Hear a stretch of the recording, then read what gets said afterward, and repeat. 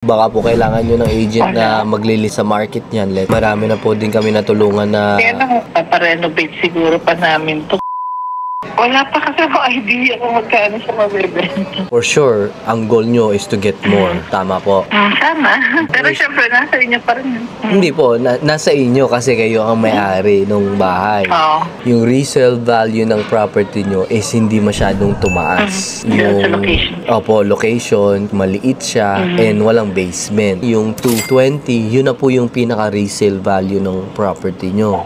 Kung gusto nyo pa ng mas malaki doon, I would say, ilista nyo siya sa market. Yung mga taong titira dyan sa bahay nyo, ang mag-o-offer sa inyo ng mas mataas. Baka po kailangan nyo ng agent na maglilist sa market niyan. Marami na po din kami natulungan na... Kaya paparenovate siguro pa namin to. Yung konting part ng Kisame, may tulo kasi. Kung gusto nyo, ibigay ko yung number nyo dun sa agent ko. Siya na lang bahala.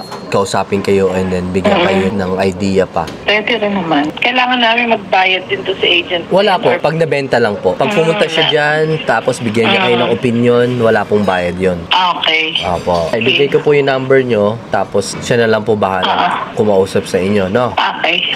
Sige po. Okay, Salamat, sige. ate. Salamat. Bye-bye. Okay, bye. Not gonna work out for us.